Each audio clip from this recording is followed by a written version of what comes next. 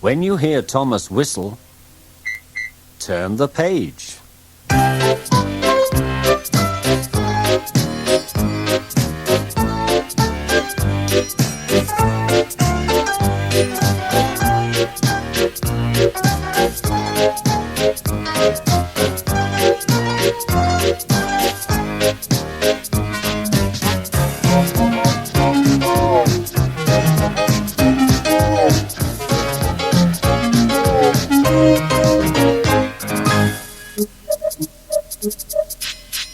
Hello. Thomas the Tank Engine and his friends are very, very busy helping the Fat Controller to get everything ready for this Christmas. Thomas wishes all his friends everywhere a very happy time and hopes you will enjoy this special Christmas story. Thomas's Christmas Party. It was Christmas on the island of Sodor. All the engines were working hard. Thomas and Toby were busy carrying people and parcels up and down the branch line. Everyone was happy. Only the coaches, Annie and Clarabelle, were complaining. "It's always the same before Christmas," they groaned. "We feel so full. We feel so full." "Oh, come on," said Thomas as he puffed out of the station. "Where's your festive spirit?" "Leave that to the others. All we get is hard work," said the coaches. "Cheer up," said Thomas. "Christmas Day is almost here." By the side of the track was a lonely little cottage with a familiar figure standing by the gate, waving to them. "It's Mrs. Kindly," whistled Thomas. "Peep, peep, Happy Christmas." However heavy the loads, Thomas always felt better for seeing Mrs. Kindly. Christmas just wouldn't be Christmas without Mrs. Kindly, he said, and puffed thoughtfully on. When work was over, Thomas went to see the other engines. It was a scene of great celebration. Their coats had been polished, and they felt very proud of themselves. "Huh," said Gordon, "just look at us. Your driver will have to work fast to get you to look as smart as us."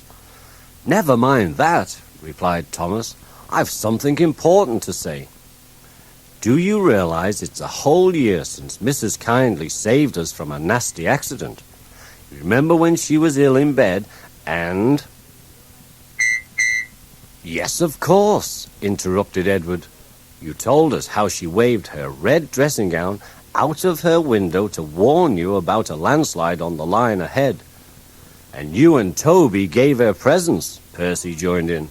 "And the Fat Controller sent her to Bournemouth to get better." "But," said James and Henry together, "the rest of us never really thanked her properly."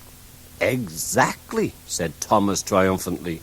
"So now I think we should all give her a special Christmas party." The big engines were delighted, and so were their drivers and firemen. "We'd like that," they said. "A party will be fun. We'll ask the Fat Controller." The drivers felt sure that the Fat Controller would agree, as indeed he did. "A party for Mrs. Kindly," said the Fat Controller. "What a splendid idea, Thomas. Mrs. Kindly is a very good friend to us all." Everyone was looking forward to the party, and the engines were soon making plans. Then suddenly silence fell. The Fat Controller had bad news. "The weather's changed," he said. "Mrs. Kindly is all snowed up. Toby says he will help to rescue her. You must help too, Thomas. There's no party unless you do." Thomas hated snow, but he said bravely, "I'll try, sir. We must rescue her. We must." "There's a good engine," smiled the Fat Controller. "You and Toby will manage splendidly." The men came to fit Thomas with a snowplow. Thomas and Toby set off to the rescue. Thomas charged the snowdrifts fiercely. Sometimes he swept them aside. Sometimes they stuck fast. When they stuck, Thomas and Toby drew back so that men from the van could loosen the hard-packed snow. Then on they went again. It was hard and tiring work for everybody. But when they came to the cutting near the cottage, they could go no further. "Look at that!" exclaimed Thomas's fireman. "Peep, peep, peep! Here we are!" whistled Thomas. The snow was so deep round the house that the answering wave had to come from an upstairs window. "Toot, toot, toot! So are we!" came a voice from behind the cottage. "That's Terence," said Thomas excitedly. "He's come to help too."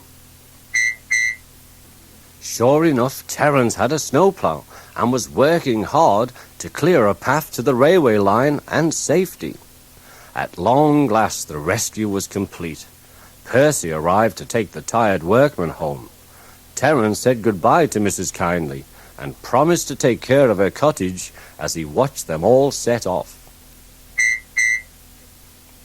The engines made good time. No more snow had fallen, but the yard was dark when they arrived at Tidmouth. The shed doors were shut, there was silence, and there was no one to be seen. Thomas's heart sank. Then suddenly all the lights went on. What a marvellous sight awaited Mrs. Kindly. "Well done," said the Fat Controller, smiling happily. "I'm really proud of you all." Mrs. Kindly especially thanked the smaller engines. "Thomas and Toby are old friends," she said. "And now, Percy, you are my friend too." Percy was so pleased that he bubbled over. "3 cheers for Mrs. Kindly," he cried. "Peep, peep, peep," they all whistled. The Fat Controller held his ears, but everyone else laughed and joined in. "Right, everyone," he said.